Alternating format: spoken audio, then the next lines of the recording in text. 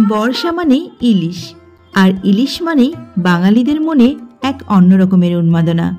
ইলিশ মাছের নানা রকম পদের মধ্যে সর্ষে ইলিশটা কিন্তু অতীব জনপ্রিয়। বাড়িতে তো আপনারা নানা রকমভাবে সর্ষে ইলিশটা রান্না করেন। আমি যেভাবে সর্ষে ইলিশ রান্না করি সেই রেসিপিটাই কিন্তু আজকে আপনাদের সামনে পরিবেশন করব। এবার রান্নার জন্য যেসব উপকরণগুলো লাগবে সেগুলো একে একে আপনাদের সামনে তুলে ধরছি। এখানে দেখুন কাঁচা লঙ্কা, 1 ইঞ্চি পরিমাণে আদা আর গোটা জিরে রয়েছে। সর্ষে ইলিশের মূল উপকরণ হলো সর্ষে। এখানে আমি 1 চা চামচ হলুদ সর্ষে, 1 চা চামচ কালো সর্ষে আর 1 চা চামচ পোস্ত নিয়েছি। তবে পোস্ত নেওয়াটা অপশনাল, আপনারা চাইলে পোস্তটা নাও নিতে পারেন, তবে পোস্তটা নিলে এর স্বাদটা কিন্তু আরও বেড়ে যায়। এখানে দেখুন বাকি উপকরণগুলো আমি একে একে মিক্সির বাটিতে দিয়ে দিচ্ছি। উপকরণগুলো দেওয়ার পরে আমি সামান্য পরিমাণে একটু জল অ্যাড করছি। এবারে চলুন মিহি একটা সর্ষের পেস্ট আমি তৈরি করে নিই। সর্ষের পেস্টটা তো তৈরি হয়ে গেছে। এবার একটি বাটির মধ্যে ছাঁকনি ফেলে আমি এরকমভাবে সর্ষের পেস্টটাকে একটু ছেঁকে নেব। এতে করে সর্ষের দানার খোসার অংশটা ছাঁকনিতে আটকে যাবে আর সর্ষের মূল রসটা কিন্তু বেরিয়ে আসবে। যাদের সর্ষে বাটা খেলে অ্যাসিডিটির সমস্যা হয় তারা কিন্তু এভাবে সর্ষে বাটাটা খেতে পারেন, এতে অ্যাসিডিটি হওয়ার সম্ভাবনা খুবই কম থাকে। এবারে দেখুন আমি একটি বাটির মধ্যে অল্প পরিমাণে একটু জল নিয়ে নিয়েছি, তাতে সামান্য একটু হলুদ গুঁড়ো আর 1/2 চা চামচ কাশ্মীরি লঙ্কার গুঁড়ো একটু মিশিয়ে দিচ্ছি। এই মিশ্রণটাকে পরবর্তীতে আমি সর্ষে ইলিশের মধ্যে ব্যবহার করব। চলে এলাম এবার আমি গ্যাসের উনুনে। কড়াইতে আমি সর্ষের তেল বসিয়ে দিয়েছি। তেলটাকে হাই হিটে গরম করে তারপর আমি আঁচটাকে একদমই লো করে রেখেছি। এবার গোটা জিরে আমি ফোড়নের জন্য দিয়ে দিলাম। জিরেটাকে একটু নেড়ে চেড়ে ভেজে নিচ্ছি।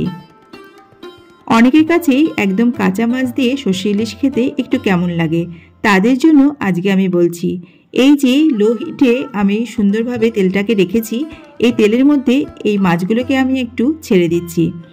মাছটাকে আমি 30 সেকেন্ডের জন্য একটু ভেজে নেব। এতে করে মাছটা খুব ভালো ভাজাও হবে না, আবার এদিকে কাঁচাও থাকবে। যারা একদমই কাঁচা মাছ দিয়ে সর্ষে ইলিশটা খেতে চান না, একটু মনটা কেমন করে, তারা কিন্তু এভাবে সর্ষে ইলিশটা রান্না করে নিতে পারেন। এই দেখুন আমি মাছ দেওয়ার 10 সেকেন্ডের মধ্যেই কিন্তু মাছটাকে উল্টে দিলাম। মাছটা কিন্তু মোটেও ভাজাও হয়নি, আবার একদম কিন্তু কাঁচা গন্ধটাও এর থাকবে না। এই দেখুন কত সুন্দরভাবে আমি মাছটাকে উল্টে নিচ্ছি।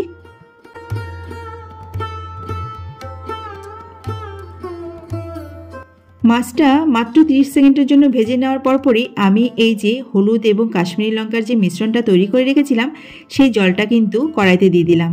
এই জলের মধ্যে মাছটাকে আমি 1 মিনিট মতো একটু ফুটিয়ে নেব।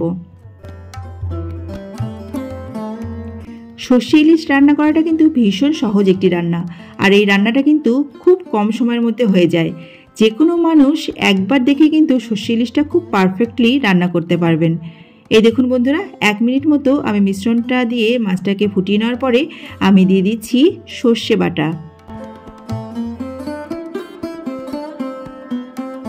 সর্ষের বাটি ধোয়া জলটাও কিন্তু আমি ঝোলের জন্য দিয়ে দিচ্ছি।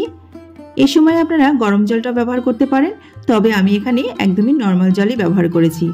দিয়ে দিচ্ছি ঝোলের স্বাদ অনুযায়ী লবণ। লবণটাকে আমি ঝোলের মধ্যে এভাবে মিশিয়ে দিচ্ছি। খুবই আলতো হাতে এই কাজটা করতে হবে, কারণ সর্ষে ইলিশের মাছ কিন্তু ভীষণ নরম হয় খেতে, তাই এই মাছটা যাতে ভেঙে না যায় তাই সবসময় আলতো হাতে কিন্তু ঝোলটা নাড়াচাড়া করতে হবে। এবার গ্যাসের আঁচটাকে মিডিয়াম টু হাই হিটে রেখে আমি ঝোলটাকে ফুটে ওঠা পর্যন্ত অপেক্ষা করব। মাঝে মাঝে কিন্তু এরকমভাবে খুন্তি দিয়ে নেড়েচেড়ে দিতে হবে।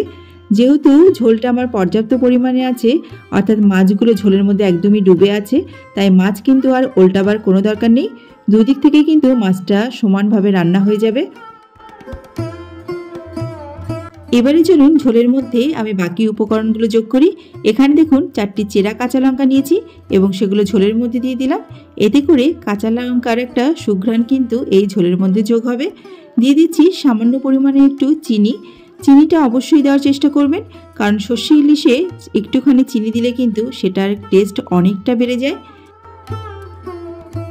মিনিট পাঁচেকতেও আমি এই ঝোলটাকে হাই হিটে একদম সুন্দরভাবে ফুটিয়ে নিলাম। এবারে আমি গ্যাসের আঁচটাকে একটু কম করে দেব, তারপর ঢাকা দিয়ে ঝোলটাকে আরও 5 মিনিট একটু হতে দেব।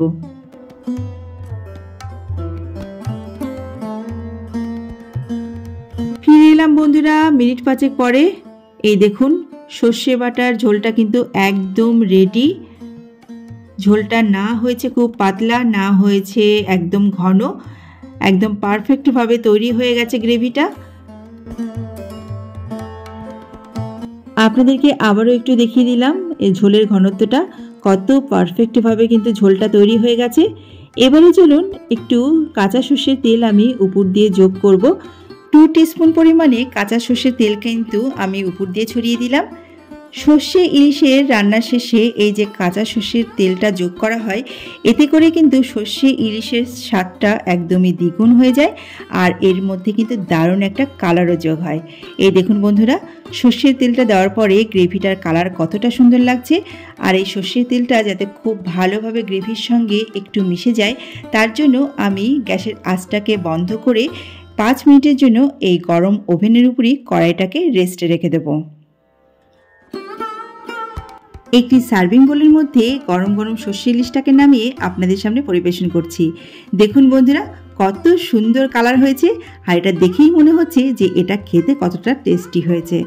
আপনারা কিন্তু খুব সহজ এই রান্নাটি বাড়িতে একবার ট্রাই করবেন।